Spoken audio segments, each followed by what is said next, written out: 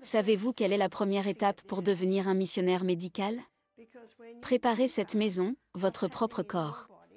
Car lorsque vous maîtriserez ce qui se passe dans votre corps, vous serez prêt à aider les autres. Visualisez-vous comme un coach en santé. Je ne pense pas qu'il soit nécessaire d'aller à l'université pour devenir médecin. Je ne pense pas non plus qu'il soit nécessaire de suivre les nombreux cours proposés, car beaucoup d'entre eux contiennent des enseignements qui ne sont pas conformes à la parole de Dieu.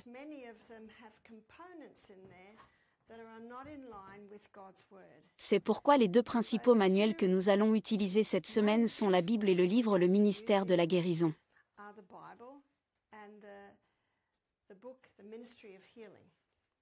Il se peut que vous n'ayez pas tous le livre Le ministère de la guérison, mais je sais qu'il n'est pas difficile de s'en procurer un. Vous pouvez également télécharger l'application des livres d'Ellen White sur votre téléphone portable. Si je voyage, j'aime beaucoup ce genre d'application sur mon téléphone portable, parce que je peux y voir les livres. Et la page à laquelle je veux aller est la page 88 du livre, Ministère de la guérison.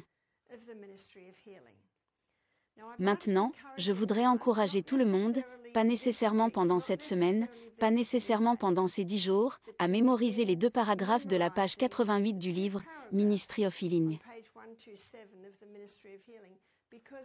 Parce que c'est un résumé. L'autre chose que j'ai remarqué, en parlant avec Binge, c'est l'importance de la loi physique.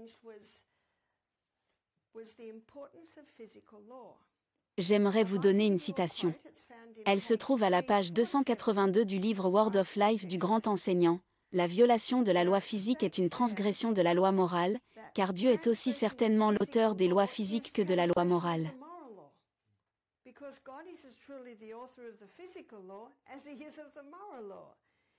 Sa loi est écrite de son propre doigt sur chaque nerf, chaque muscle et chaque faculté qui ont été confiés à l'homme. Et tout abus d'une partie de notre organisme est une violation de cette loi. Ce sont des mots forts, n'est-ce pas? Ce sont des mots très forts. Cela signifie-t-il que ne pas boire suffisamment d'eau est la même chose que voler ou tuer? Je ne vais pas en débattre, je cite simplement les paroles du prophète. Elle dit, « Tout abus que nous commettons à l'égard d'une partie de notre organisme est une violation de cette loi. » Tous. Combien? Tous. Tous devraient posséder une connaissance intelligente de l'organisme humain, afin de pouvoir maintenir leur corps dans les conditions nécessaires à l'accomplissement de l'œuvre du Seigneur. Maintenant, vous qui êtes étudiants dans une école de formation médicale missionnaire et qui vous préparez à créer vos propres établissements médicaux missionnaires, il est absolument important que vous sachiez quelque chose sur le corps dans lequel vous vivez. Tous devraient posséder une connaissance intelligente de l'organisme humain, afin de pouvoir maintenir leur corps dans les conditions nécessaires pour accomplir l'œuvre du Seigneur. Dans cette école de formation médicale missionnaire, nous allons nous intéresser de très près à l'anatomie et à la physiologie humaine, parce que ce que je veux être sûr de vous expliquer pendant ces 10 jours, et si je ne le fais pas, je veux que vous me le demandiez, c'est le pourquoi. Le pourquoi des choses. Le verset 2 du chapitre 26 des Proverbes dit, « La malédiction sans cause n'arrivera pas. » Cette affirmation est une loi. Sir Isaac Newton est devenu célèbre pour cette loi, même si elle était déjà écrite dans la Bible. Toute action entraîne une réaction égale et opposée. Les choses ne se produisent pas par hasard, il y a toujours une cause. Dans Galates 6, verset 7, la Bible dit « Ne vous y trompez pas, on ne se moque pas de Dieu. Tout ce qu'un homme aura semé, il le moissonnera aussi. » C'est la loi de cause à effet, n'est-ce pas? Et pour chaque problème qui survient dans le corps, il y a toujours une cause. Mais dans la médecine moderne, quelqu'un qui a des douleurs dans les mains va chez le médecin, celui-ci fait quelques tests et dit ensuite, « Ah, nous avons découvert la cause de tous vos problèmes. Vous avez de l'arthrite. » Voyez-vous comment cela va à l'encontre de la raison? Cela défie la raison. Quelle en est la cause? Et si vous demandez au médecin, Quelle est la cause? Il vous répondra qu'il s'agit peut-être d'un problème génétique. Ils diront cela parce qu'ils ne peuvent pas accuser un germe d'être à l'origine de l'arthrite, n'est-ce pas? Ils prétendront qu'il pourrait s'agir d'une mutation d'un gène. Mais ce que je vais vous montrer cette semaine, c'est que c'est en fait beaucoup plus simple que cela. Et je veux vous préparer à créer votre propre centre médical missionnaire ou votre propre sanatorium, afin que vous ayez toutes les réponses. Parce que les gens n'ont pas de réponse, on ne leur explique pas.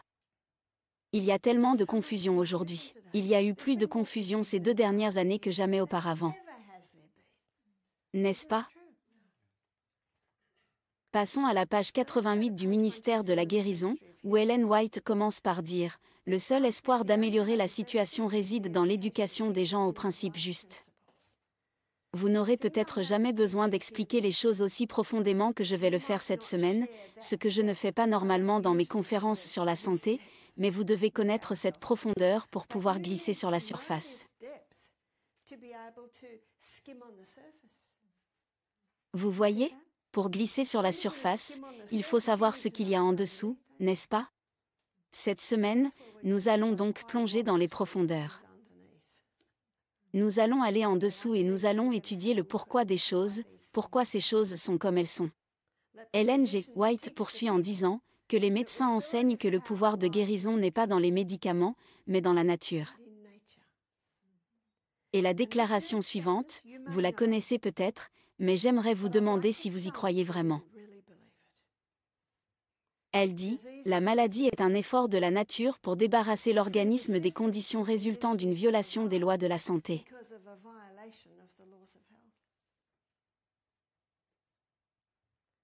Ainsi, l'arthrite est également un effort de la nature pour débarrasser l'organisme des conditions résultant d'une violation des lois de la santé. Le coronavirus est également un effort de la nature pour débarrasser l'organisme des conditions résultant d'une violation des lois de la santé. Est-ce aussi simple que cela? Eh bien, cela semble simple, mais comme vous le verrez, c'est beaucoup plus profond. Lors de notre retraite de santé, un chimiste a travaillé pour nous pendant un certain temps. Il nous a dit, avant, je faisais du mal aux gens, maintenant je les aide. Et si quelqu'un tombait malade, il lui demandait « Quelle loi de la santé as-tu enfreinte ?» Il faisait cela parce qu'il avait compris que la maladie est un effort de la nature pour débarrasser l'organisme des conditions résultant d'une violation des lois de la santé. Je l'ai donc pris à part et lui ai dit « Andrew, s'il te plaît, ne fais pas ça. » Il a essayé de discuter avec moi, mais j'ai dit « Attendez, cette personne pourrait respecter toutes les lois sanitaires aujourd'hui et depuis un an, alors qu'il y a 10 ans, elle ne les respectait pas. Il y a 10 ans, ils auraient pu boire, fumer. Et il se peut qu'il n'ait jamais bu ou fumé, mais qu'il n'ait presque jamais bu d'eau. Il y a 10 ans, ils n'avaient peut-être jamais bu d'alcool ou fumé de cigarettes, ils avaient peut-être toujours bu suffisamment d'eau, mais ils dormaient à minuit. J'ai donc dit, faites attention à ce que vous dites. Étudiant, quel est le premier trait de caractère de Dieu? Sa miséricorde. Dans la Bible, le Fils de Dieu dit que son Père est miséricordieux et bienveillant, lent à la colère, et abondant en amour inébranlable et en vérité. Pourquoi a-t-il mentionné 2 fois le mot « miséricorde » ? En tant que missionnaires médicaux, nous devons être miséricordieux. Je vais maintenant vous montrer les 3 choses que nous utilisons, et que nous utiliserons beaucoup cette semaine.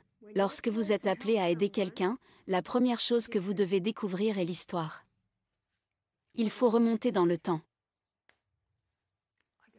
Il faut poser des questions telles que « Avez-vous eu une enfance heureuse et saine? Avez-vous eu des maladies pendant votre enfance? » On remonte le temps, on creuse beaucoup.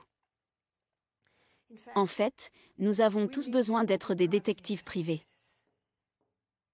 Vous voyez, ces petits détails, ces minuscules fragments de notre histoire, s'assemblent pour former ce que nous sommes aujourd'hui. Nous examinons donc d'abord l'histoire, puis les symptômes. Il est arrivé que des personnes viennent à notre retraite avec de nombreux tests cliniques. Je les mets soigneusement de côté. Et vous savez ce que je dis? Je m'intéresse à vous. Je m'intéresse à votre enfance. Je m'intéresse à ce qui s'est passé dans votre passé. Une dame m'a dit un jour, j'ai de l'asthme depuis l'âge de 5 ans. Je me suis alors immédiatement demandé ce qui s'était passé à l'âge de 5 ans. C'est une question de bon sens, n'est-ce pas? Je lui ai demandé, est-ce qu'il s'est passé quelque chose à 5 ans? Nous avons déménagé dans une autre maison. Oh, et nous étions des enfants et nous aimions cette nouvelle maison parce que dans le salon, des petits champignons poussaient sur le tapis. Ce n'est pas sorcier, n'est-ce pas? Les adultes allaient probablement bien, mais les petits-enfants sont tombés malades. Et vous savez ce qui se passe lorsqu'ils marchent sur cette moquette et qu'ils enlèvent ces champignons? Qu'est-ce qu'ils respirent? Et que dit Dieu à propos d'une maison qui a de la moisissure? Il dit qu'elle doit être détruite. Tout à fait. Je n'ai fait qu'effleurer quelques points que nous allons approfondir au cours des prochains jours. Donc, d'abord nous regardons l'histoire, nous regardons les symptômes, et ensuite nous regardons la réponse. Est-ce bien simple? Nous examinons l'histoire. Chaque détail nous donne une idée. Oui, j'ai eu une enfance heureuse et saine. Non, j'ai eu une amygdalite dans mon enfance. Vous savez ce que cela me dit immédiatement? Une allergie. Et les amygdales sont les gardiens. Et si le gardien fait trop de bruit, vous le tuez? Parce qu'il fait trop de bruit à la porte, vous le tuez? Certains disent, oh, c'est un soulagement. Ce gardien faisait trop de bruit. Mais que va-t-il se passer ensuite? L'ennemi va détruire votre ville. Voilà ce que sont vos amygdales. Elles sont les gardiens de la porte. Si elles sont gonflées, faut-il les couper? Qu'est-ce que tu dois vérifier? Pourquoi? Pourquoi sont-elles gonflées? Nous allons nous pencher sur cette question. Nous allons examiner en détail le système respiratoire dans l'un de nos exposés. Et l'une des choses que nous allons faire dans la partie pratique de cette école, soyez avertis, et c'est probablement au cours des 3 derniers jours, c'est que vous allez créer des programmes de santé pour quelqu'un qui a une amygdalite. Ils vont créer des programmes pour des personnes atteintes de certaines maladies. Vous avez donc été prévenus. Si vous entendez quelque chose qui pourrait vous aider la semaine prochaine, lorsque les programmes seront mis en place, notez-le et demandez-le, et je suis de ceux qui répondent à tout ce que vous me demandez, je serai très heureux de répondre à vos questions. Et si on me dit, Barbara, c'était quoi ça? Je ne dirai pas, tu devrais écouter. Car quelle est la principale caractéristique de Dieu? La miséricorde. La miséricorde. J'ai pitié de vous. Je sais que je serai coupable d'une surcharge d'informations cette semaine. Je le reconnais. Je serai donc très heureux de répondre à vos questions au fur et à mesure. Et si vous avez déjà une question, n'hésitez pas à la poser. Car la question que vous vous posez, d'autres peuvent se la poser. J'ai élevé 8 enfants. Il n'y a pas de mauvaises questions ou de questions stupides. La seule question que mes enfants ne pouvaient pas poser, c'était quand je leur demandais de faire leur lit, ils ne pouvaient pas demander « Pourquoi ?» Ils devaient donc faire leur lit oui ou oui. Et savez-vous qu'il y a eu un décès et que personne n'est venu à l'enterrement parce que personne ne savait qu'il était mort?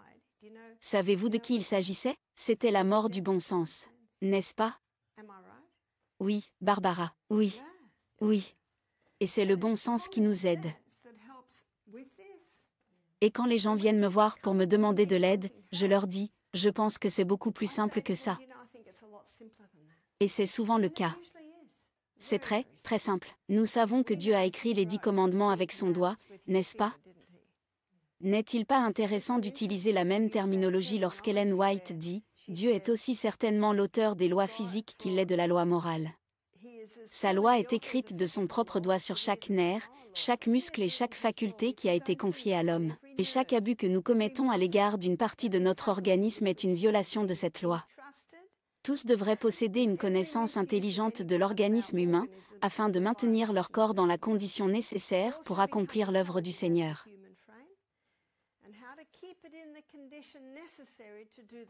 L'œuvre de Dieu ne souffre-t-elle pas du fait que les saints sont malades? Les saints sont malades. Ce sont eux qui ont reçu ce don, et pourtant ils sont malades. Et les pauvres bergers, ils sont trop occupés à aider les saints. Et alors, qui aide les perdus?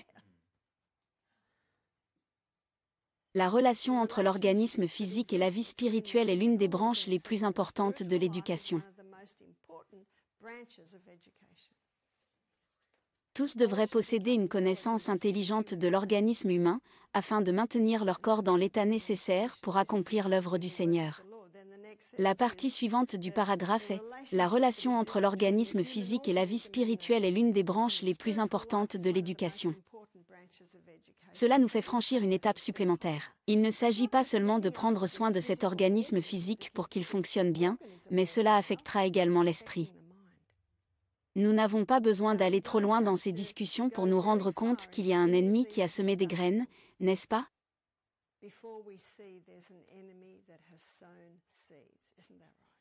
Il y a un grand séducteur. Apocalypse 12, verset 9, « Et il fut précipité, le grand dragon, le serpent ancien, appelé le diable et Satan, celui qui séduit le monde entier. » Cela nous inclut-il?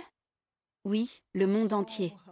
Et cette semaine, vous trouverez la tromperie, non seulement dans notre dentifrice et notre après-shampoing, mais aussi lorsque nous lavons nos vêtements, dans les tissus que nous portons, dans les chaussures que nous portons, dans tous les domaines.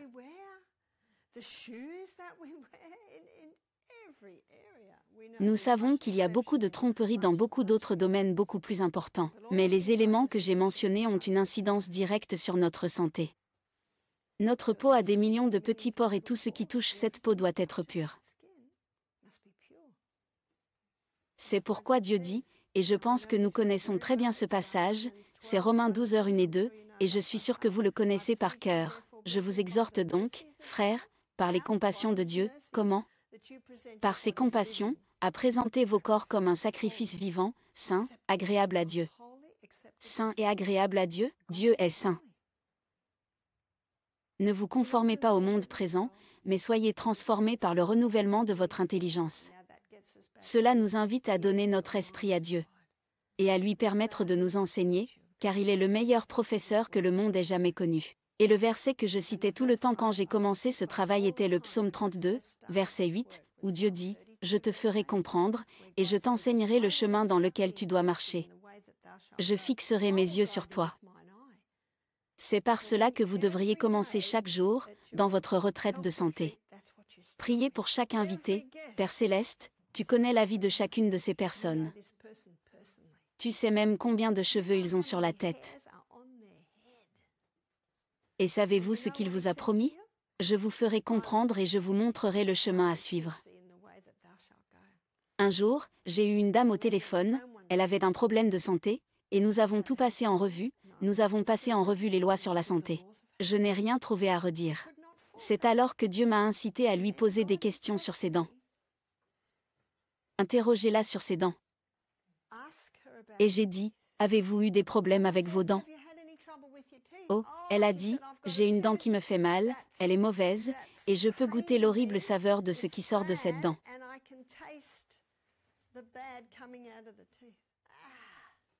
Voyez-vous les domaines dans lesquels nous devons parfois enquêter? C'est pourquoi nous avons besoin du grand Dieu des cieux. J'ai dit, vous devez aller arracher cette dent immédiatement. J'étais avec mon mari et son père, quand il était encore en vie, et il nous a emmenés dîner un soir dans son endroit préféré. C'était à Maitland, une petite ville d'Australie. Dans le hall d'entrée de l'immeuble, il y avait plusieurs photos d'un boxeur. Je crois qu'il s'appelait Darcy ou quelque chose comme ça, il avait l'air d'avoir 40 ans et il était célèbre. Il avait remporté des titres mondiaux. Et, bien sûr, il était l'étoile d'or de cette ville.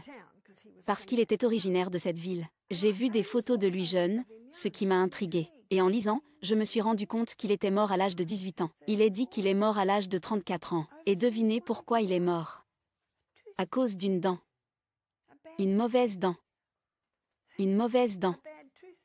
Quand tu vas chez le médecin et que tu as mal aux mains, il te dit, c'est de l'arthrite, et si tu lui dis, j'ai une mauvaise dent, que dira-t-il? Il vous dira, allez chez votre dentiste. Est-ce exact? Mais en tant que missionnaires médicaux, savez-vous ce que nous faisons? Nous faisons tout, n'est-ce pas? Nous avons une vue d'ensemble. Je demande donc toujours si vous avez mal. Et cela inclut les dents. Nous examinons également les dents parce que les plombages au mercure sont des neurotoxines. Oh, c'est un gros canular. Les plombages au mercure, le mercure est une neurotoxine. Saviez-vous qu'un canal radiculaire est une dent morte?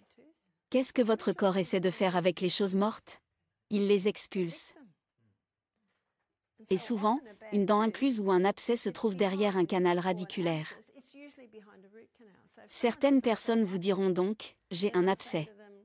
Je vais vous parler d'un cas que j'ai vu très récemment. Cette personne m'a dit, Barbara, je ne sais pas comment me débarrasser de ce bouton sur ma gencive, j'ai essayé plusieurs cataplasmes. Quel cataplasme dois-je utiliser? Que devons-nous faire? Cherchez le pourquoi. Pourquoi y a-t-il un bouton qui sort?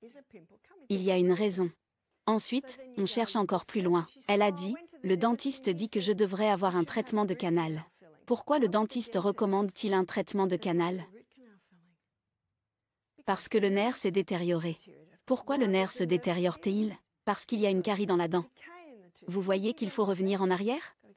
Il faut beaucoup revenir en arrière, il faut creuser, creuser, creuser. Je lui ai donc écrit pour lui dire, je dois supposer qu'il y a une carie dans la dent, et c'est pourquoi le nerf s'est détérioré, c'est pourquoi le dentiste veut faire un traitement de canal, et c'est pourquoi il y a un bouton qui sort de la gencive. Vous voyez? Et ce genre de choses, vous ne les découvrirez qu'en creusant de plus en plus. Il y a une quinzaine d'années, lorsque j'ai suivi mon cours de nutrition, j'ai participé à une retraite de santé dans le Queensland.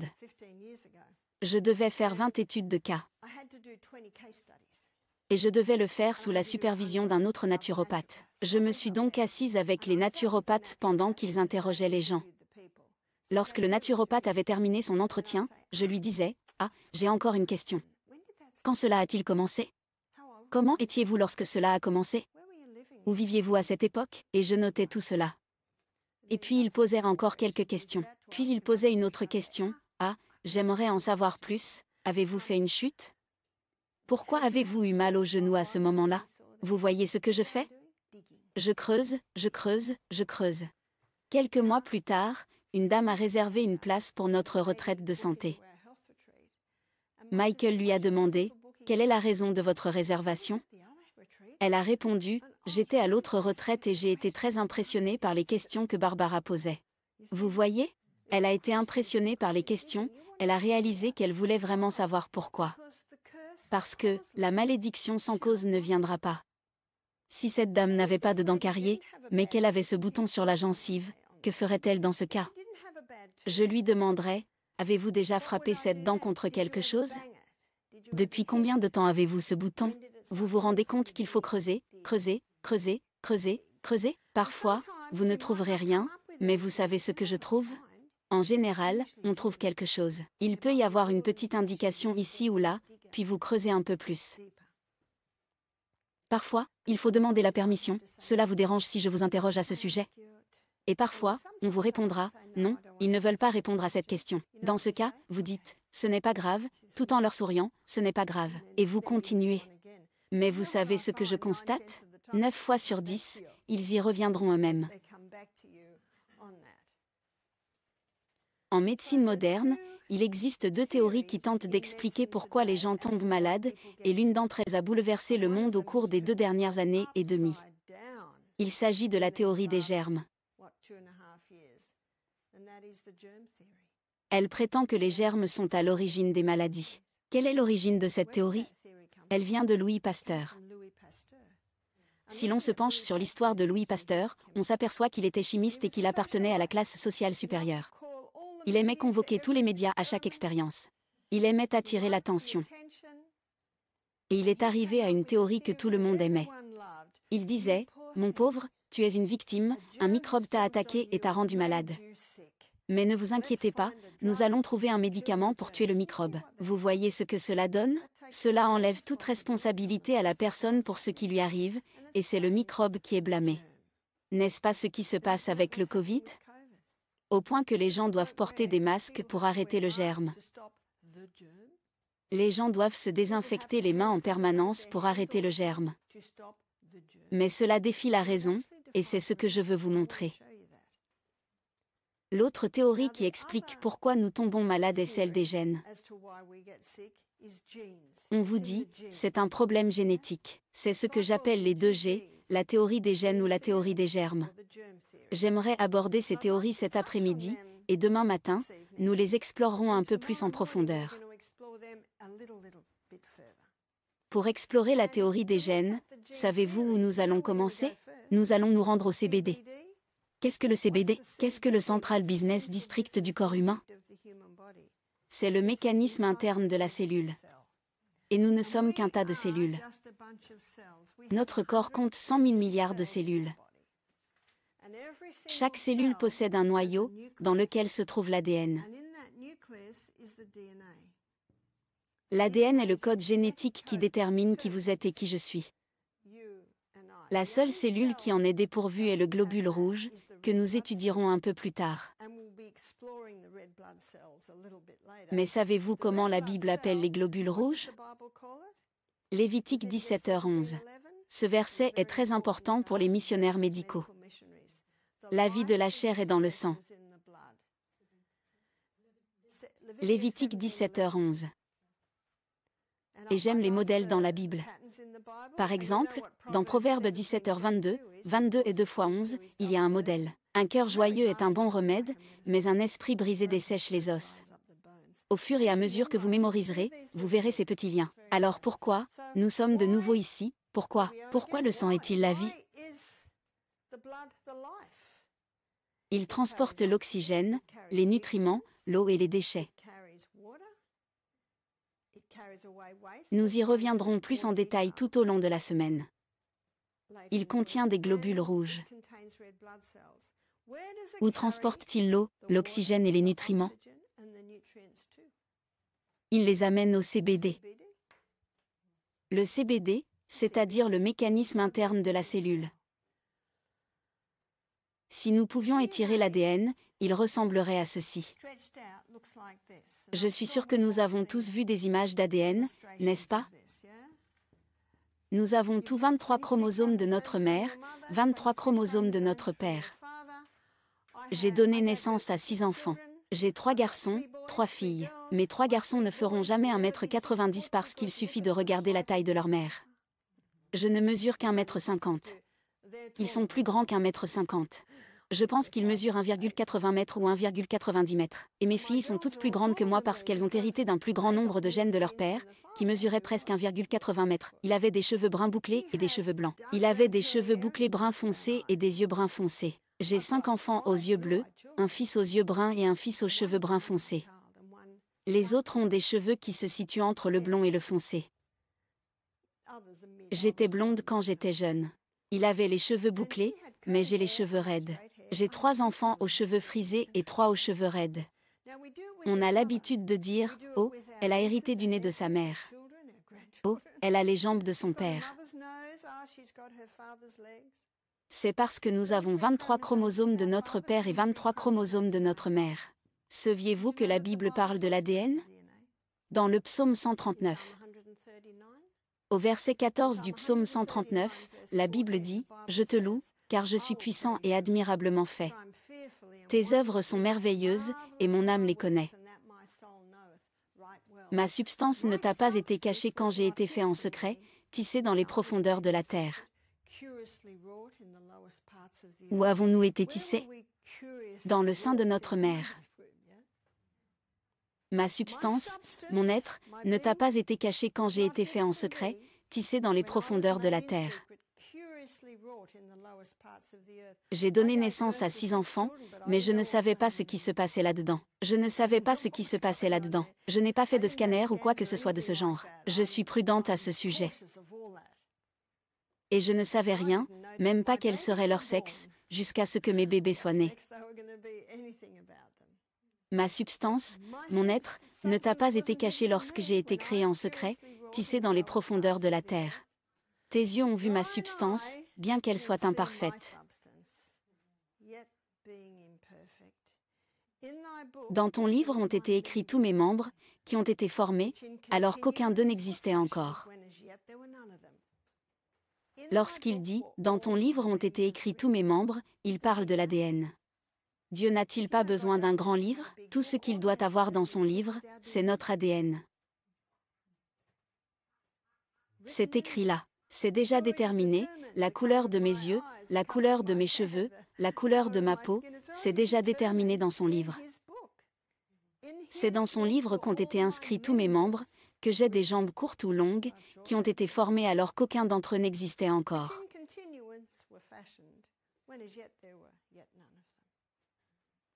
Le meilleur livre médical que nous ayons est la Bible.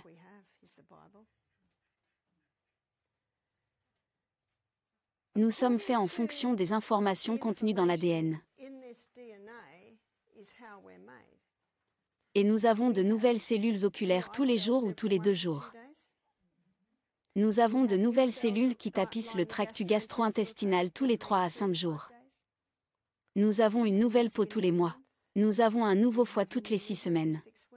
Nous avons de nouveaux os tous les 3 mois. Nous nous refaisons continuellement selon le modèle, selon la formule. Et cet ADN est formé par les aliments que nous mangeons. Les brins extérieurs sont constitués de polysaccharides. Polysaccharide signifie simplement beaucoup de sucre. Et tout ce que nous mangeons est composé de beaucoup de sucre. Filaments extérieurs. Les bandes transversales sont constituées d'acides aminés. Les acides aminés sont une décomposition des protéines que nous mangeons. En tant que végétariens, nos protéines proviennent des légumineuses, des noix et des graines. Le tout est lié à des minéraux. Les salades vertes à feuilles contiennent des minéraux. Bien que tous les légumes soient riches en minéraux, les légumes verts en contiennent davantage. Hippocrate, le père de la médecine, savez-vous à quelle époque il vivait? 400 ans avant Jésus-Christ. Hippocrate a dit que l'aliment soit ton médicament et que le médicament soit ton aliment. Et notre ADN est lui-même constitué des aliments que nous mangeons. Nos nouvelles cellules sont donc constamment en train d'être refaites. Et n'hésitez pas à me demander si vous voulez que je répète quelque chose. L'ADN peut s'étirer et se rétracter.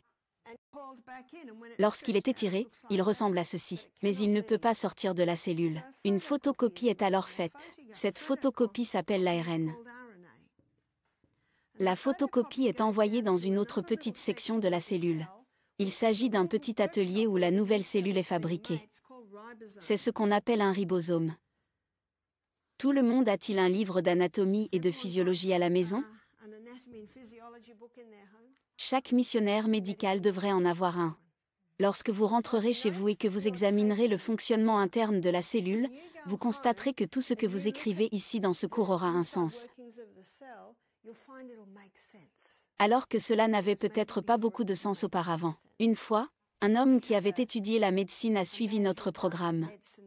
Lorsqu'il a entendu ces choses, il a secoué la tête. Il a dit « J'ai appris cela à l'école de médecine, mais je ne l'ai jamais vraiment compris. » Mais ce n'est pas difficile à comprendre. L'ARN transmet l'information au ribosome, la petite usine où la nouvelle cellule est fabriquée. Fabriquons une nouvelle cellule du tractus gastro-intestinal. Les élèves s'en souviennent-ils? Je vais commencer à poser des questions. Combien de temps faut-il pour qu'une cellule du tractus gastro-intestinal se forme? Barbara, vous avez dit 3 à 5 jours. Oui, c'est exact, 3 à 5 jours. Tous les 3 à 5 jours. Bon, les élèves, vous n'êtes pas obligés de répondre à cette question. C'est juste une question de raisonnement. Si c'est vrai, comment se fait-il que l'intestin irritable, la maladie de Crohn ne soit pas guérie en, disons généreusement, 2 semaines? Est-ce une question raisonnable? C'est une question très raisonnable, n'est-ce pas? Je pense que ce que je vais vous montrer vous aidera à comprendre pourquoi. Nous allons d'abord étudier une cellule du tractus gastro-intestinal. Ensuite, nous allons utiliser une cellule du syndrome du côlon irritable. L'ARN descend, c'est la photocopie. Dans le ribosome, la nouvelle cellule commence à se former. La nouvelle cellule est construite avec des acides aminés. Disons que le premier acide aminé est la thyroxine. L'acide aminé suivant est peut-être la phénylalanine. Peut-être que l'acide aminé suivant est la méthionine. Peut-être que l'acide aminé suivant est la lysine.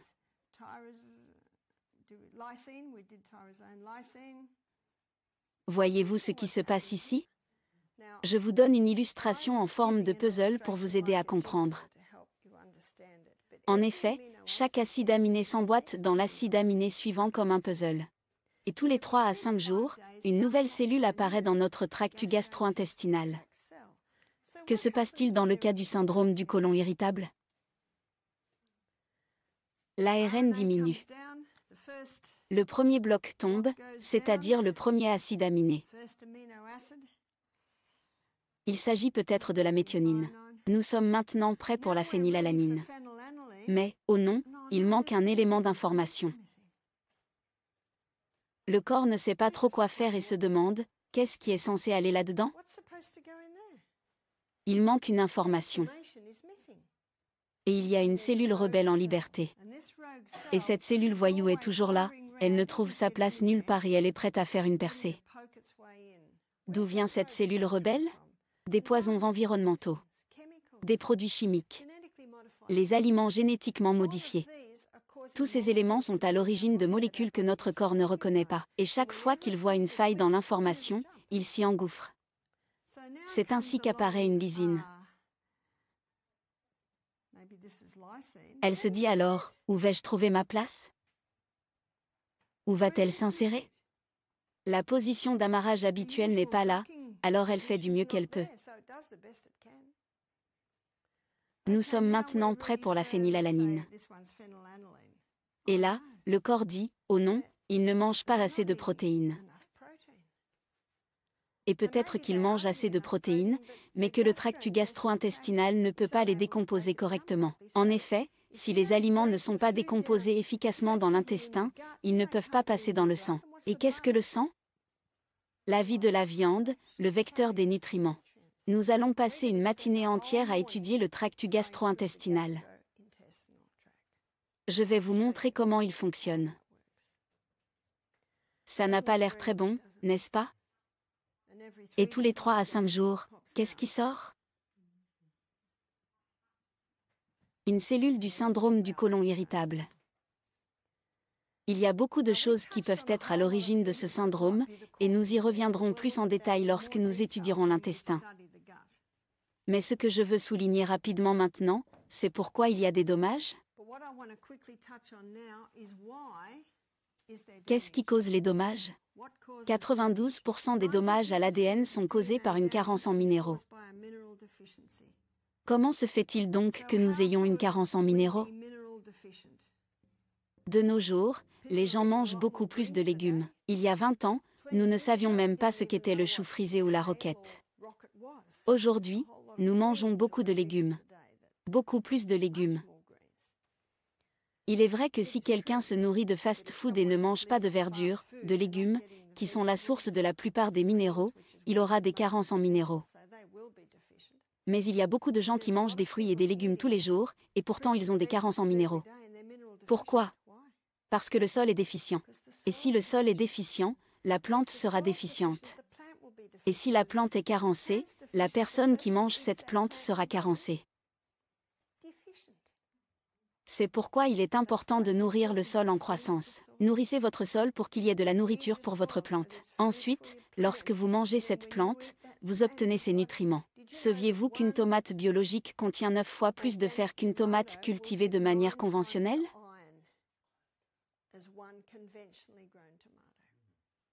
Il faut donc en tenir compte. Les produits biologiques sont peut-être plus chers, mais ils contiennent beaucoup plus de nutriments. Mais ce n'est pas tout.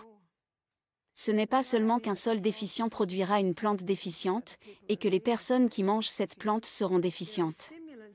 Quels sont ces stimulants?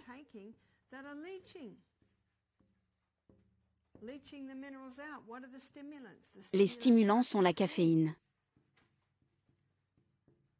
Je dirais que 80% des personnes qui viennent à notre retraite boivent du café. Lors d'une retraite de santé, il faut donc être prêt, dans les premières 24 heures, à faire face à de nombreux maux de tête. Je vous montrerai dans une autre conférence pourquoi ils ont des maux de tête. La caféine n'est pas seulement une source de lessivage des minéraux, en particulier du calcium et du magnésium. Nous aborderons ce sujet plus tard dans la semaine lorsque nous étudierons les os en détail, ce qui vous permettra de créer un programme de lutte contre l'ostéoporose. Vous découvrirez alors que les os ne sont pas faits de calcium. C'est un autre mythe. C'est un autre grand canular. Ils sont constitués de 12 minéraux majeurs et de 64 oligo-éléments.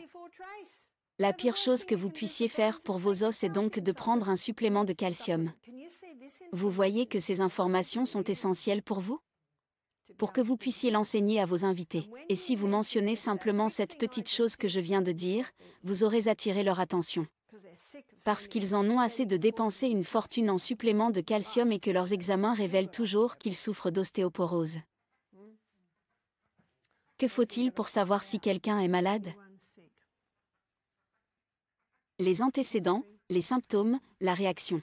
S'il n'y a pas de réponse, le traitement ne fonctionne pas. Quelle est la définition de la folie ? Faire ce que l'on a toujours fait et s'attendre à des résultats différents. Lorsque vous dites cela à vos invités, vous captez leur attention. Parce qu'ils en ont assez de faire ce qu'ils font. Cela fait 10 ans qu'ils le font. On leur a dit qu'ils devaient le faire, mais ils ne s'améliorent pas. Nous avons donc quelque chose d'incroyablement précieux. C'est le mode de guérison de Dieu. La méthode de guérison de Dieu est basée sur le fait que le corps a été créé pour guérir. Il a juste besoin des bonnes conditions. Et nous devons avoir foi en Dieu et foi dans le corps qu'il a créé.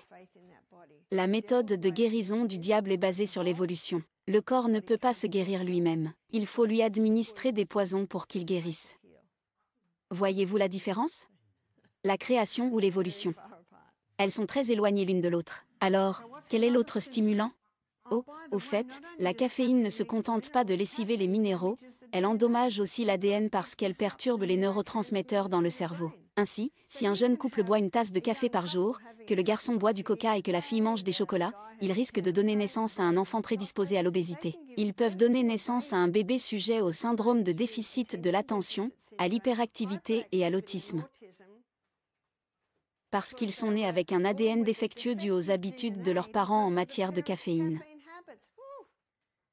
Maintenant, si vous dites à quelqu'un qu'il ne devrait pas boire de café, et, en fait, ne dites jamais cela. Jamais, parce que vous allez les perdre.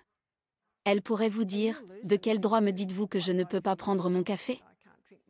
Mais vous pouvez leur dire, « Je ne bois pas de café, vous voulez savoir pourquoi ?» S'il répond, « Non, ça ne m'intéresse pas. » Vous lui dites, « C'est très bien, et vous n'expliquez plus rien. » S'il répond, « Oui, pourquoi ne buvez-vous pas de café ?» Eh bien, le café perturbe les neurotransmetteurs dans le cerveau et si vous continuez à le faire, cela peut endommager votre ADN et vos neurotransmetteurs. Et vous pourriez donner naissance à un bébé sujet au syndrome d'hyperactivité avec déficit de l'attention, à l'hyperactivité. Vous pensez qu'ils seront intéressés ? Vous voyez que vous leur dites pourquoi ? J'ai probablement abordé tellement de sujets que vous ne pourriez pas tout écrire, mais explorons certains d'entre eux plus en détail.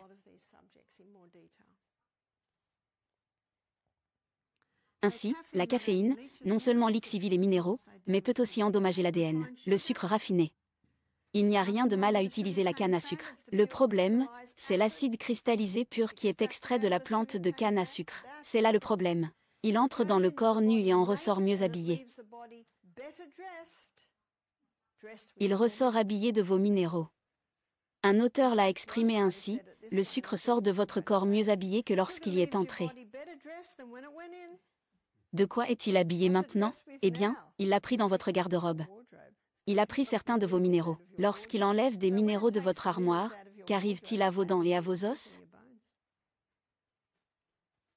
Ils deviennent déficients.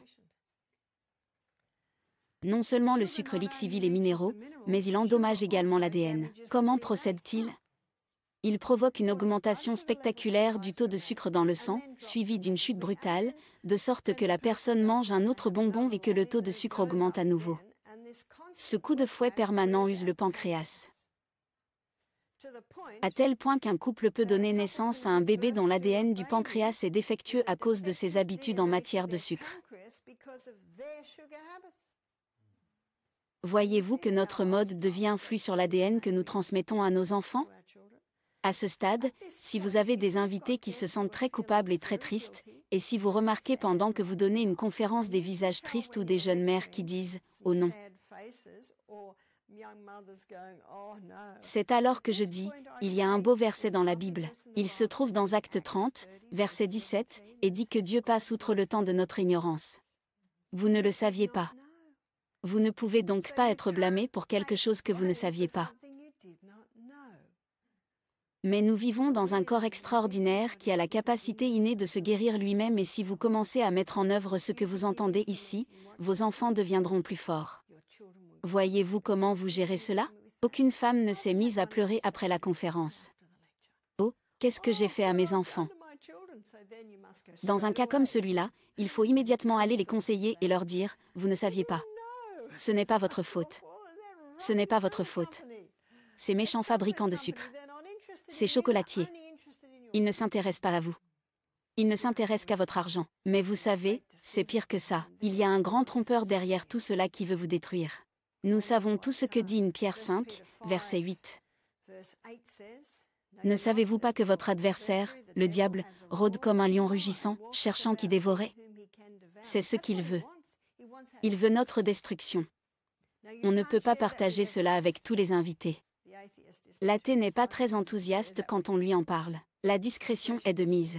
C'est pourquoi Dieu dit, « Je te ferai comprendre et je t'enseignerai le chemin à suivre. » Il a dit, « Je fixerai mes yeux sur toi. » Un autre stimulant est l'alcool. Je le dis souvent. Il y a 10 ans, le ministère australien de la Santé m'a dit ceci, il n'y a pas de dose sûre d'alcool. Il n'y a pas de dose sûre d'alcool. Car l'alcool est une neurotoxine. Il y a des enfants qui naissent aujourd'hui avec le syndrome d'alcoolisme fœtal, de parents qui ne boivent que 2 verres par semaine. Connaissez-vous le livre Positive Proof du Dr Neil Nedley? Ce livre est une ressource fantastique pour nous, missionnaires médicaux. C'est d'ailleurs dans ce livre que j'ai puisé ces informations. Ce livre est donc une excellente ressource. Vous pouvez également vous procurer des tableaux. Vous en avez peut-être déjà fait l'expérience. J'étais aux États-Unis, en Floride, une année. Et vous savez, il y a des milliers de personnes là-bas, et je vais toujours aux conférences sur la santé. J'y suis donc allée. Il y avait là un certain médecin, dont je ne me souviens plus du nom, et il avait une présentation PowerPoint. Et il commence par le premier graphique. C'est intéressant. Deuxième graphique. Deuxième graphique. Troisième graphique. Quatrième graphique. Cinquième graphique. Et maintenant, vous en avez assez des graphiques. Je ne pense pas que cela signifie qu'il ne faut pas utiliser de graphiques. Et vous êtes peut-être un expert en PowerPoint. Et les PowerPoint peuvent être très utiles. Surtout lorsque vous débutez, parce que c'est comme un guide pour vous. Et cela permet également d'attirer les étudiants dans ce que vous expliquez. Je pense qu'1 ou 2 graphiques peuvent être utiles. Mais attention à ne pas surcharger les gens de graphiques. Vous les perdrez. Même si je m'intéresse à la santé, je commençais à m'endormir au bout de 20 minutes. Une jeune femme s'est approchée de moi et m'a dit, « Barbara, je voudrais te dire quelque chose. » Elle m'a dit, « J'avais l'habitude de faire les PowerPoint et tous les tableaux. Et j'ai remarqué que les gens commençaient à s'endormir. Alors, maintenant, j'utilise le tableau blanc, et je m'en sors beaucoup mieux. Parce que lorsque vous utilisez un tableau blanc, vous guidez les gens, et les gens sont intéressés. Qu'est-ce qu'il y a après? Qu'est-ce qu'il y a après? Qu'est-ce qu'il y a après? Cela ne veut pas dire que vous ne pouvez pas utiliser un PowerPoint, ils peuvent être excellents. L'alcool détruit les minéraux. L'alcool endommage l'ADN. Cela ne fait aucun doute. Le tabac. À cause de cela, les enfants naissent avec des alvéoles endommagées. La forme en nid d'abeille qui entoure les alvéoles présente des espaces vides, en général, moins d'alvéoles à l'intérieur. Je vais dessiner les alvéoles un peu plus en détail, en particulier lorsque nous examinons le système respiratoire. Nous avons tous, je pense, environ 300 millions d'alvéoles dans nos poumons. C'est là que s'effectuent les échanges gazeux. C'est ce qui se passe avec les enfants nés de parents fumeurs. Une jeune fille m'a dit, j'ai arrêté de fumer quand je suis tombée enceinte. Et j'ai dit, bravo. Mais, malheureusement, le mal est déjà fait. C'est l'ADN qui est transmis. Mais il faut la féliciter de ne pas l'avoir fait pendant la grossesse. Car savez-vous que chaque cigarette fumée, dans la seconde qui suit, prive le bébé d'oxygène? C'est pourquoi on constate souvent que les bébés nés de mères fumeuses sont moins gros.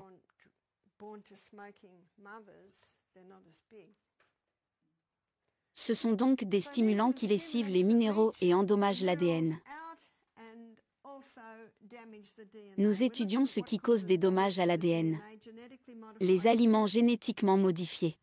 Malheureusement, en Australie et en Amérique, Monsanto est si grand qu'il gagne tous les procès où nous essayons de faire inscrire « GMA » sur l'emballage du produit. Avez-vous remarqué qu'il n'est jamais précisé s'il s'agit d'un produit génétiquement modifié ou non?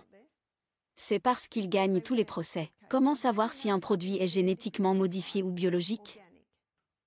Parce qu'un agriculteur biologique perd son statut biologique s'il utilise des aliments génétiquement modifiés. Cultivez donc autant que possible vous-même. Nous achetons toujours des semences non hybrides. Je suis le jardinier de Misty Mountain Eritrea, et avant de partir, j'étais occupé à préparer le jardin pour mon départ. Et comme l'hiver arrive, les mauvaises herbes ne poussent pas autant. Nous n'avons pas de neige, mais nous avons du gel. Et je ne sais pas si vous connaissez le mizuma. Le mizuma est un légume japonais, de couleur violette et en forme de plume. Il a une saveur particulière. C'est délicieux dans une salade. Je ne sais pas, Casper, si nous en avions lorsque vous étiez là-bas, mais il semble que nous ayons toujours du mizuma dans le jardin. Mon fils, lorsqu'il était jardinier il y a environ 5 ans, en a planté toute une plate-bande. En fait, nous en vendions autant que nous en avions besoin pour acheter d'autres aliments. N'est-ce pas formidable de pouvoir faire cela? Le mizuma avait déjà dû monter en graines l'année dernière, car lorsque nous avons creusé sur 4 grandes planches de terre, 3 ou 4 jours plus tard, il y avait déjà un tapis de mizuma. J'ai donc dû le contenir dans le sol, car nous ne voulons pas manger que du mizuma. Vous pouvez donc chercher le mizuma sur Google et y jeter un coup d'œil. Je pense qu'on peut trouver du mizuma violet, et c'est comme un légume vert, il a un petit goût poivré. Barbara, comment l'écrivez-vous? Mizuma, je crois que c'est comme ça. Mizuma, je crois que c'est comme ça. Mizuma. Barbara, est-ce une herbe? C'est un légume à feuilles vertes. Mais ce n'est pas très vert, c'est violet. Or, ces légumes verts et violets sont d'excellentes sources de fer. Mangez donc des aliments biologiques autant que possible. Les aliments génétiquement modifiés sont le résultat de l'épissage de l'ADN de 2 espèces pour produire ce qu'elles veulent. Savez-vous ce que cela signifie? L'ADN peut également s'insérer dans votre ADN, et la mutation de l'ADN est un facteur qui contribue au cancer. Les produits chimiques. Nous allons aborder des domaines où il y a des produits chimiques auxquels vous n'avez probablement jamais pensé. Faites attention aux vêtements qui touchent votre peau. Permettez-moi de vous donner le nom de 3 tissus chimiques. Le polyester, l'acrylique et le nylon. Ce sont des tissus chimiques. Mais j'ai une bonne nouvelle. J'ai emprunté ce petit vêtement parce que la compagnie aérienne avait perdu mes bagages. Et j'ai été très heureuse de lire l'étiquette. Parce que c'était du coton et du modal. Le modal est la cellulose filée du bouleau. La rayonne est issue de la pulpe de bois, tout comme la viscose. Il faut donc faire très attention à ce que la peau touche. Oui. Barbara, le polyester perd-il sa toxicité au fil des ans? Le polyester, l'acrylique ou le nylon perdent-ils leur toxicité au fil des ans? Non. C'est toujours du polyester. Et vous savez ce que l'on découvre aujourd'hui? Il ne se décompose pas dans le sol. Le fait que ces tissus ne se décomposent pas dans le sol pose donc un gros problème aujourd'hui. Lorsque j'entre dans un magasin, la première chose que je fais est de lire l'étiquette. Je lis l'étiquette. Surtout pour les femmes. Les sous-vêtements sont souvent fabriqués avec ces acryliques. N'oubliez pas qu'il existe un grand trompeur qui veut vous détruire et vous empoisonner. C'est surtout lorsque vous faites du sport, que vos pores s'ouvrent et que les tissus deviennent chauds que vous commencez à absorber les produits chimiques.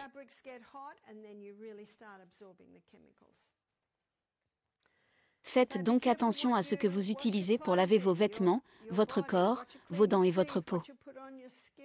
Dans 1 Corinthiens 3h16 et 17, je suis sûr que nous le savons tous. Ne savez-vous pas que vous êtes le temple de Dieu, et que l'Esprit de Dieu habite en vous? Si quelqu'un détruit le temple de Dieu, Dieu le détruira. Car le temple de Dieu est saint, et c'est ce temple que vous êtes. Si quelqu'un détruit. Maintenant, si vous avez porté ces vêtements, rappelez-vous Acte 30 verset 17, que Dieu ne tient pas compte de notre ignorance, ne le saviez-vous pas? Rappelez-vous ce grand séducteur qui a trompé le monde entier. Quelle est la plus grande industrie chimique du monde? L'industrie pharmaceutique. Saviez-vous que si un médicament n'a pas d'effet secondaire, ce n'est pas un médicament? Je crois que c'est Eli Lilly qui a dit cela, elle qui est l'une des patronnes des compagnies pharmaceutiques. Si le médicament n'a pas d'effet secondaire, ce n'est pas un médicament. Saviez-vous que les laboratoires pharmaceutiques gagnent des milliards grâce au vaccin Covid?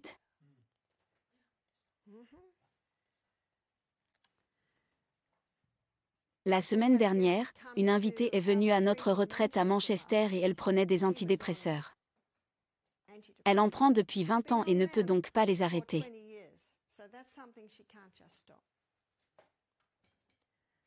Elle sortait de 3 bouteilles de vin par jour qu'elle buvait depuis 4 ans et avant cela, elle buvait 1,5 bouteille de brandy par jour. N'est-ce pas incroyable ce que le corps humain peut supporter? C'est une femme assez grosse. Le premier jour, elle pouvait à peine faire 4 pas sans halter. Mais le dernier jour, elle marchait. C'est très excitant. Le travail sur la santé est le meilleur travail qui soit. Et elle nous a dit, je n'ai pas fait exprès, mais j'ai oublié de prendre mes antidépresseurs pendant 2 jours.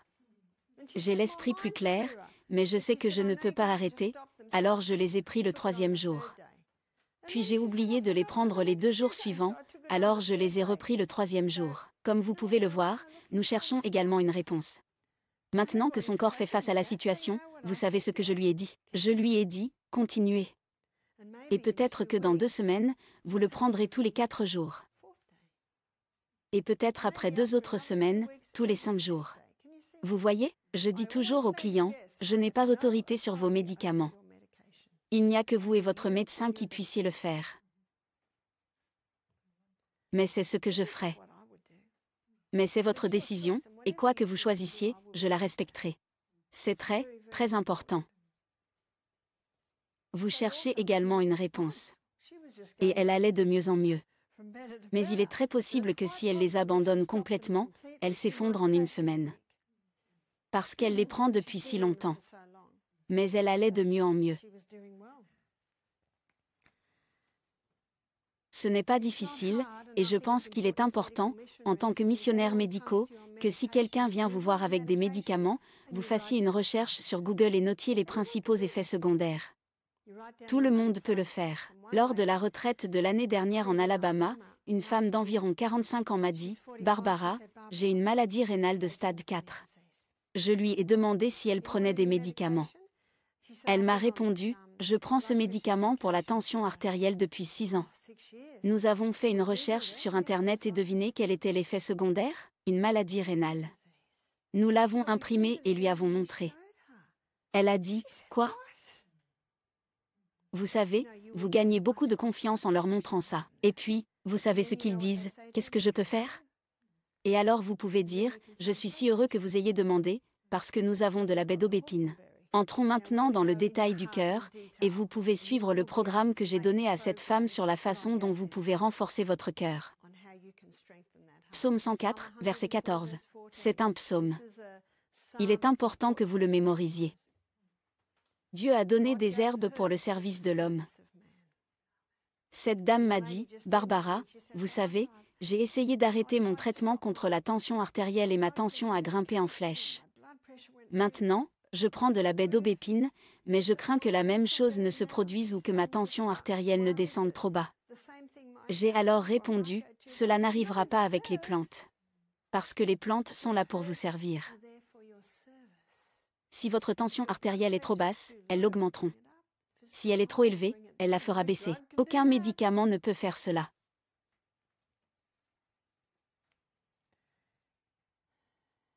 Glutamate monosodique. C'est un poison toxique. Le glutamate monosodique est un peu comme un exhausteur de goût. C'est d'ailleurs l'un des noms qu'on lui donne aujourd'hui, Natural Flavourant C, exhausteur de goût naturel. Cela ressemble presque à quelque chose de très sain, n'est-ce pas? Qu'observons-nous ici? Nous voyons des choses qui endommagent l'ADN, ce qui explique pourquoi tant de gens ne guérissent pas aujourd'hui. Comment guérir l'ADN? Veillez à consommer beaucoup de polysaccharides, beaucoup de minéraux et beaucoup d'acides aminés. Nous verrons cela en détail lorsque nous parlerons de l'alimentation.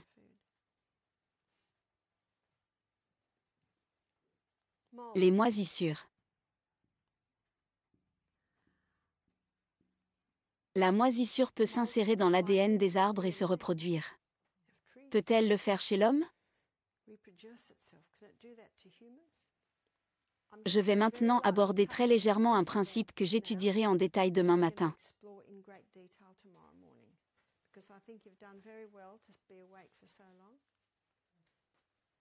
Il s'agit d'un principe très important, qui élimine l'idée que l'acquisition d'un Covid nous rend malade, et qui supprime complètement la théorie des germes. Micro-organismes. La moisissure est un micro-organisme, et il existe de nombreux micro-organismes différents. Les micro-organismes sont partout. Il y a des micro-organismes dans l'air et partout. Nous les respirons en permanence. Et il y a 10 fois plus de micro-organismes que de cellules dans le corps. Combien de cellules y a-t-il dans le corps?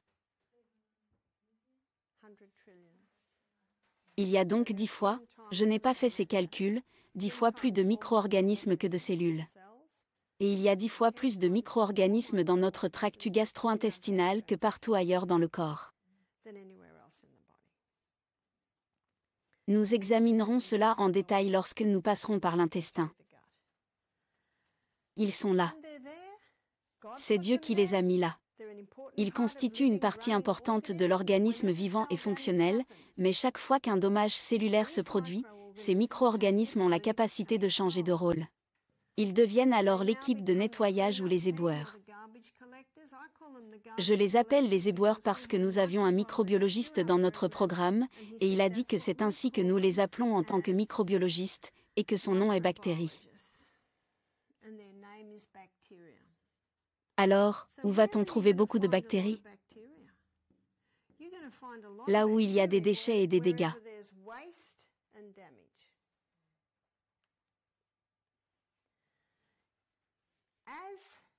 L'environnement change au fur et à mesure que les bactéries font leur travail.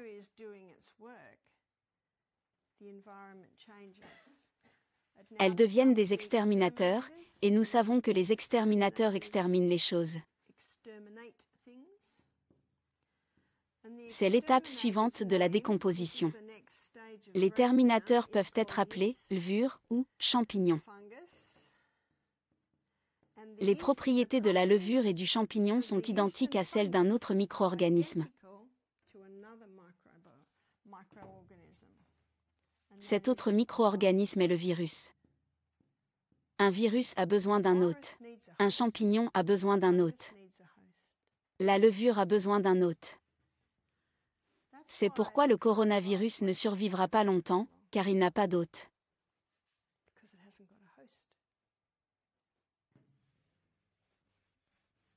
Le coronavirus a une taille d'1 micron. Les trous dans les masques font 5 microns. C'est une information intéressante. En d'autres termes, les masques sont totalement inutiles. Les microbes changent en même temps que l'environnement. Ils deviennent les fossoyeurs. et les fossoyeurs transportent des choses mortes, et le nom du fossoyeur est « moisissure ». C'est la dernière étape de la décomposition dans le cycle de la vie. C'est ainsi que la matière redevient poussière.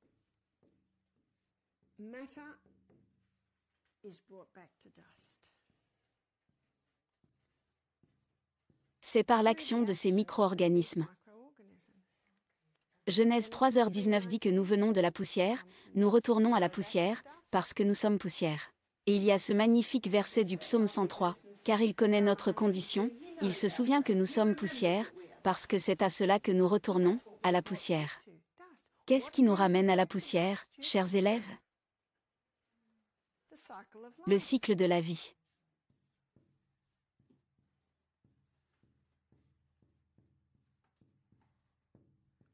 Le cycle de la vie. Et une importante loi fondamentale de la science dit, rien n'est créé, rien n'est détruit. Cela change simplement de forme. Cela change de forme, c'est tout. Et c'est pourquoi nous avons des bacs à compost. Je suis sûr que vous avez des bacs à compost ici, n'est-ce pas? Voici la plante. Voici ses racines.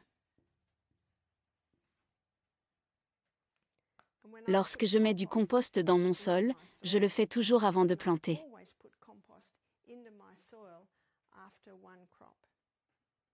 Parce qu'un plant de tomates va puiser les nutriments dans le sol. C'est pourquoi j'alterne généralement les plantes qui portent leurs fruits en haut et en bas, par exemple les carottes et les tomates. Je fais cela parce que je sais que ces deux types de plantes tirent des nutriments différents du sol.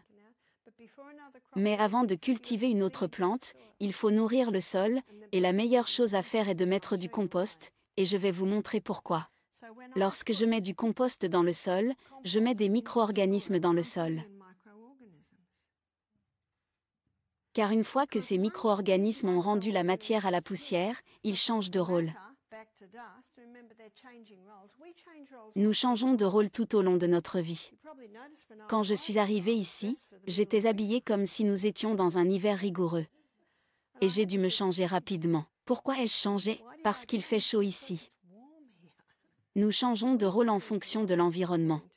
Je ne suis pas habillée maintenant comme je suis habillée quand je creuse dans le jardin, ou quand je nage dans le lac. Je ne suis pas habillée maintenant comme je le serai pour le mariage de ma fille l'année prochaine. Nous changeons de rôle en fonction de l'environnement. Comme les microbes. C'est ainsi que les microbes procèdent. Ils changent de rôle en fonction de l'environnement. Maintenant, s'il fait soudainement 11 degrés demain, je remettrai peut-être mes vêtements d'hiver. Nous changeons de rôle en fonction de l'environnement. Ainsi, les microbes, une fois qu'ils ont rendu la matière à la poussière, attendent dans la poussière leur prochain travail.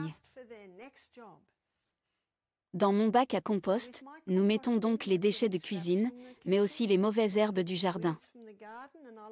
Et j'aime alterner les gros déchets de cuisine avec les tiges des vieux plants de maïs, ainsi qu'avec les tiges des plants de brocoli, ce qui aère un peu le tout.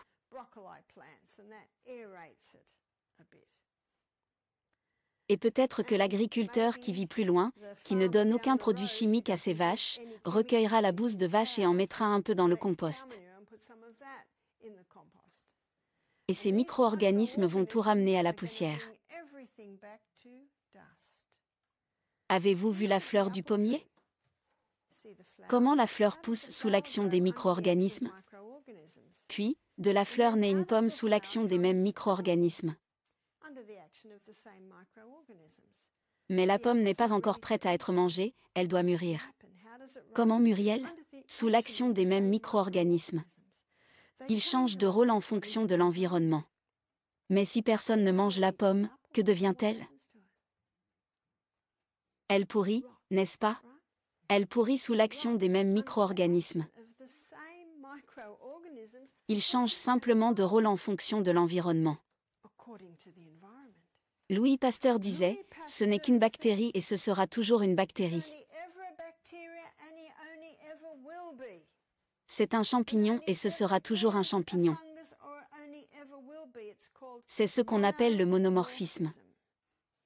Le monomorphisme signifie une seule forme.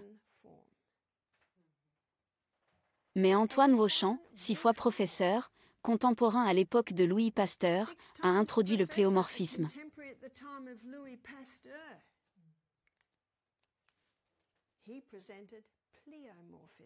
Je viens d'introduire le pléomorphisme. Plusieurs formes.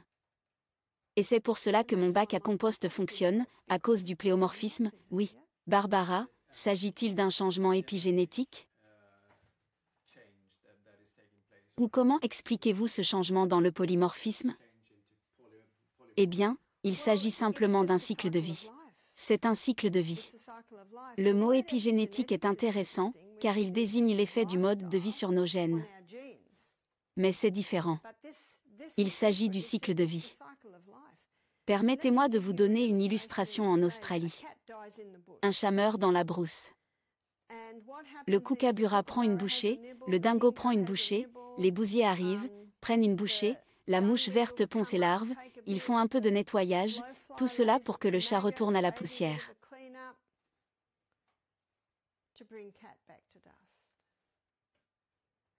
Ce qu'a fait Antoine Wauchamp, c'est mettre un chat mort dans une boîte hermétique. Alors, pas de dingo, pas de kookaburra, pas de mouche à viande, pas d'asticot, pas de bousier. Au bout de 4 mois, il l'a ouvert et il n'y avait plus que de la poussière. Qu'est-ce qui avait transformé ce chat en poussière? Les micro-organismes qui font partie intégrante du chat vivant. Lorsque l'organisme meurt, ce qui est l'ultime dommage cellulaire, ils enlèvent leur costume, pour ainsi dire, mettent leurs gants en caoutchouc et leur tablier, et commencent le travail. Ce sont les éboueurs. Ce sont des organismes opportunistes. Ils seront tout simplement actifs là où il y a quelque chose à nettoyer. Au fur et à mesure que l'environnement change, ils changent jusqu'à ce qu'ils finissent par faire ce pourquoi Dieu les a conçus, c'est-à-dire retransformer la matière en poussière. Que dit le prédicateur lors des funérailles? Des cendres aux cendres, de la poussière à la poussière. C'est le cycle de la vie. Avec beaucoup d'émotion, Antoine Wauchamp a pris la poussière du chat mort et l'a mise sous un microscope. Elle était vivante, c'étaient les micro-organismes. Rappelez-vous, rien ne se crée, rien ne se détruit. C'est pour cela que je mets du compost dans mon jardin.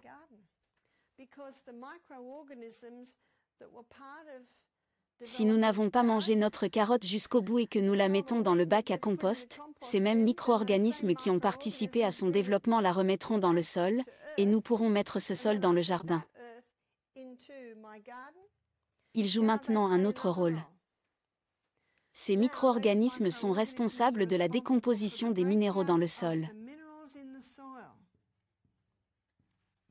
Ils sont également responsables de l'absorption des minéraux du sol par la plante.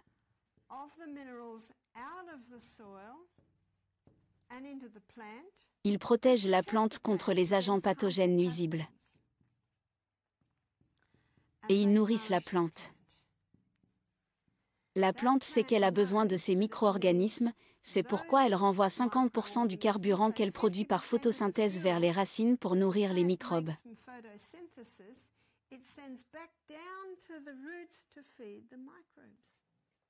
Peut-être avez-vous lu qu'Ellen White dit que la loi du service est inscrite dans chaque plante. Chaque plante pousse dans un but précis, pour créer des pommes pour vous et moi, pour créer de la roquette pour vous et moi. La loi du service. Parce que la plante sait qu'elle a besoin de ces microbes pour cela. C'est pourquoi les fruits et légumes issus de l'agriculture biologique contiennent beaucoup plus d'éléments nutritifs grâce aux microbes présents dans le sol. J'ai 3 bacs à compost, l'un que j'alimente, l'autre qui attend que le cycle de la vie le transforme en terre, et le 3e dans lequel je prélève du compost. Je sais que celui-ci est prêt à servir de compost parce qu'il produit des plants de citrouille. Ce sont les meilleures citrouilles, n'est-ce pas? L'année dernière, j'ai dirigé le plant de citrouille vers l'arrière du bac à compost et je l'ai laissé courir partout à l'arrière. Oh, et j'ai cueilli des citrouilles, de très grosses citrouilles sur ce plant de citrouille. Et il voulait déjà le déterrer. J'ai dit, attendez, le gel n'est pas encore arrivé. Laissez cette citrouille grandir encore un peu. Et elle était bien nourrie parce que ses racines étaient dans le compost. Et pourquoi le compost est-il si riche? À cause de ces micro-organismes. La dernière chose que je vais vous montrer, et j'y reviendrai demain parce que pour la plupart des gens, c'est très nouveau. J'ai suivi une formation d'infirmière psychiatrique. Les germes causent les maladies, c'est ce qu'on nous apprenait. Et si quelqu'un était malade, nous devions lui donner un médicament pour le guérir. Et s'il avait une infection, il fallait lui donner un antibiotique. Non, non. Pourquoi? Pourquoi est-ce que c'est là? Pourquoi est-ce que c'est là? Ils ne resteront que là où ils sont bien nourris. Donc, si vous donnez à votre corps un environnement fort, propre, sain et bien nourri, ils n'ont rien à faire.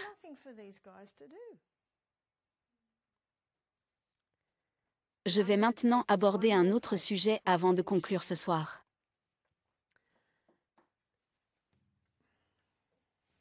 Nous avons des racines. Saviez-vous que nous avons des racines?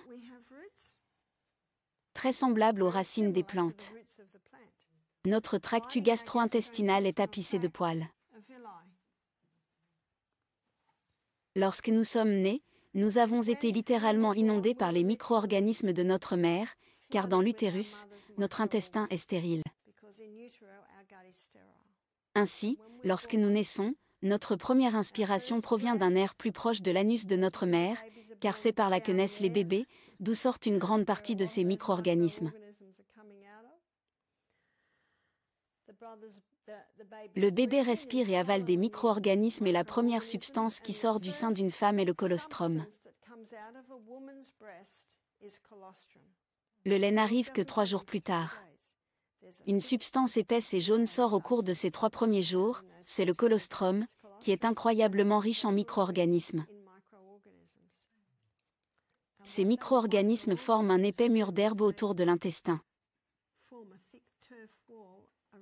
Nous y reviendrons plus en détail lorsque nous étudierons l'intestin. Ces micro-organismes font la même chose que dans le sol. Ce sont eux qui sont responsables de la décomposition finale de nos aliments, en particulier de la libération des vitamines B. Ils sont responsables de l'absorption des aliments. Ils sont responsables de l'absorption de la nourriture dans l'intestin et de son passage dans la vie de la chair. Qu'est-ce que c'est? Le sang.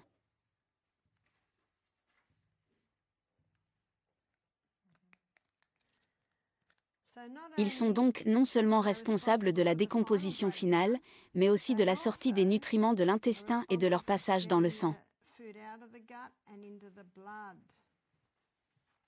Ces micro-organismes protègent le sang contre tout pathogène nocif présent dans l'intestin.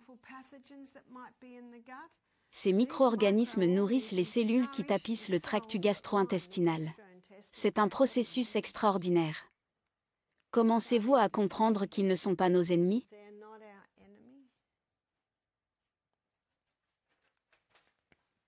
Ce n'est pas l'ennemi. Ce n'est pas l'ennemi. Ce n'est pas ceci ou cela. S'ils sont incontrôlables, nous devons mettre notre chapeau de détective et trouver pourquoi. Si votre poubelle sent mauvais, vous ne la recouvrez pas d'un drap blanc, vous n'y mettez pas un vase de fleurs et vous ne vaporisez pas de parfums odorants autour d'elle, n'est-ce pas?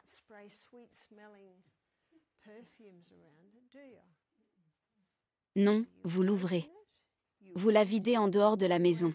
Vous la nettoyez, vous la remettez dans la cuisine. Vous n'avez plus besoin de linge blanc, de vase de fleurs ou de parfums odorants. Pourquoi? Pourquoi ma poubelle sent-elle si fort? Pourquoi sent-elle si mauvais? Parce que, rappelez-vous, la malédiction sans cause ne viendra pas. Mon objectif ce soir était donc simplement de commencer à examiner la véritable cause de la maladie, car c'est là le rôle des institutions médicales missionnaires, enseigner la véritable cause de la maladie.